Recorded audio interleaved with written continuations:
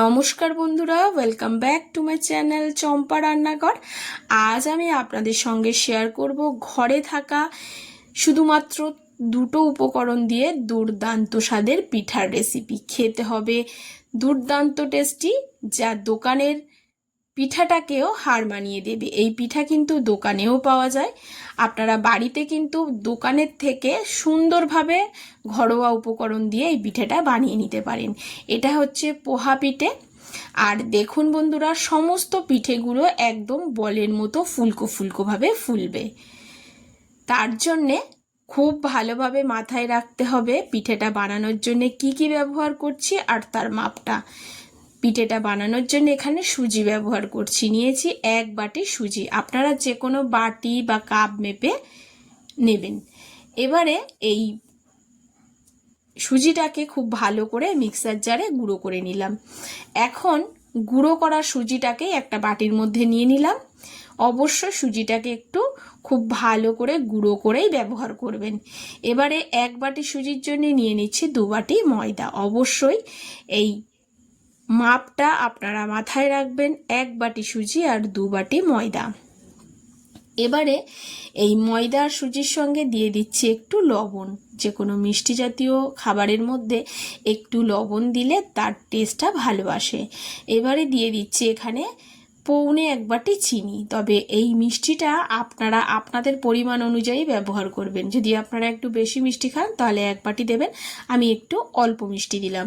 এবারে নিয়ে নিচ্ছি হাত সওয়া গরম জল, অর্থাৎ উষ্ণ গরম জল, যার মধ্যে আঙুল রাখলে আঙুলটা সহ্য হবে, আপনার সহ্য হবে সেই জলের গরমটা।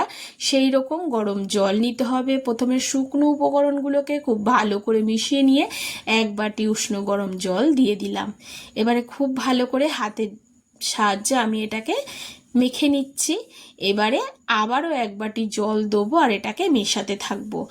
জল অল্প অল্প ব্যবহার করে এটাকে কিন্তু মেশাতে হবে, একসঙ্গে বেশি জল দিয়ে দেবেন না, তাহলে কিন্তু এই ব্যাটারটা পাতলা হয়ে যাবে। পাতলা ব্যাটার হলে কিন্তু পিঠাটা ভালো হবে না। এবারে আবারও আমি আরও 1 বাটি জল দিয়ে দিচ্ছি। দেখুন 2 বাটি, 3 বাটি জল দিলাম, কিন্তু আমি তিন বাটির উপকরণের মধ্যে 3 বাটি জল দিলাম। এবারে খুব ভালো করে মিশিয়ে দিচ্ছি। আরও আমার জল লাগবে, আরও এর মধ্যে 1/2 বাটি জল ব্যবহার করব। দেখুন, আর খুব ভালো করে এই ব্যাটারটাকে ফেটাবো। অবশ্যই ব্যাটারটাকে খুব ভালো করে হাত দিয়ে ফেটাবেন। যত সুন্দর ব্যাটারটা ফেটানো হবে আপনার পিঠাগুলোও কিন্তু ততটাই সুন্দর হবে। আরও এখানে 1/2 বাটি জল কিন্তু আমি ব্যবহার করলাম। মোট এখানে আমি 3.5 বাটি জল ব্যবহার করলাম।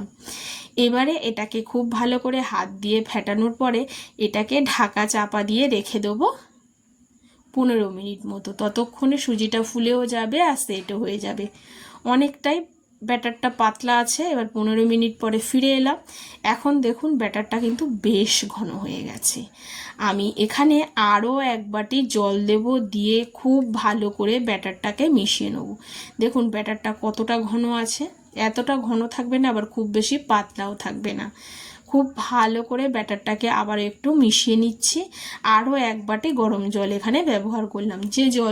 যে জলটা দিয়ে ব্যাটারটা মেশানো হবে তা কিন্তু যেন হয় গরম জল, ঠান্ডা জল কিন্তু যেন না হয়। এবারে খুব ভালো করে একটা চামচের সাহায্যে মিশিয়ে নেওয়ার পরে আমি হাত দিয়ে আবারও একটু ফেটিয়ে নেব।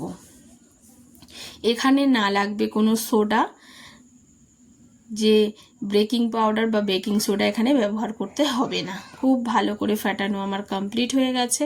এখন আগে থেকে একটা কড়া বসিয়ে দিয়েছি, আর এই কড়ার মধ্যে দিয়ে দিয়েছি তেল। তেলটাকে প্রথমে খুব ভালো করে গরম করতে হবে। তেলটা গরম হওয়ার পরে এর মধ্যে দিয়ে দিতে হবে একটা টিফিন বক্সের ঢাকনি। এই ঢাকনাটা দিলে আপনার পিঠাগুলো কড়াতে লেগেও যাবে না, আর সুন্দর শেপ হবে আর ফুলকো ফুলকো হবে। প্রথমে দেখুন আমি ব্যাটারটা 1 হাতা ব্যাটার দিলাম, আর দেখুন কত সুন্দর ফুলে উঠলো। ব্যাটারটা দেওয়ার পর একটু অপেক্ষা করলে দেখবেন ফুলেও উঠবে আর ঢাকনি থেকে ছেড়েও যাবে। তবে মাথায় রাখবেন ঢাকনা সমেত তেলটাকে কিন্তু খুব ভালো করে গরম করবেন। আর একদম বলের মতো ফুলে উঠেছে, এটাকে উল্টে পাল্টে একটু হালকা লালচে করে আমি ভেজে নিচ্ছি। অনেকে এইরকম একটু সাদা সাদা রাখে। আবারও আমি 1 থেকে 2 আপনাদেরকে ভেজে দেখিয়ে দিচ্ছি। দেখুন বন্ধুরা, উপর দিয়ে একটু তেল দিয়ে দিলেই কিন্তু পিঠাগুলো ফুলতে শুরু করবে। আশা করছি আমার আজকের এই পিঠার রেসিপি আপনাদের ভালো লেগেছে বা আপনারা বুঝতেও পেরেছেন কিভাবে এই পিঠাটা আমি বানিয়েছি। দেখুন বন্ধুরা, উল্টে পাল্টে এটাকে হালকাভাবে লালচেভাবে ভেজে নিচ্ছি। নেওয়ার পরে এটাকে তুলে নেব। আর একটা আপনাদেরকে আমি ভেঙেও দেখিয়ে দেবো পিঠা, ভেতরটা কত সুন্দর জালিদার হয়েছে বন্ধুরা। আপনারা বাড়িতে একবার এইভাবে পিঠাটা না বানালে বুঝতে পারবেন না। জাস্ট অসাধারণ হয় এই পিঠাগুলো। যদি হঠাৎ করে বাড়িতে পিঠা খেতে মন যায় তাহলে এইভাবে কিন্তু অবশ্যই পোহা পিঠাটা বানিয়ে নিতে পারেন। দেখুন কতটা সুন্দর জালিদার হয়েছে। আরও একটা আপনাদেরকে পিঠে ভেঙে আমি দেখিয়ে দিচ্ছি।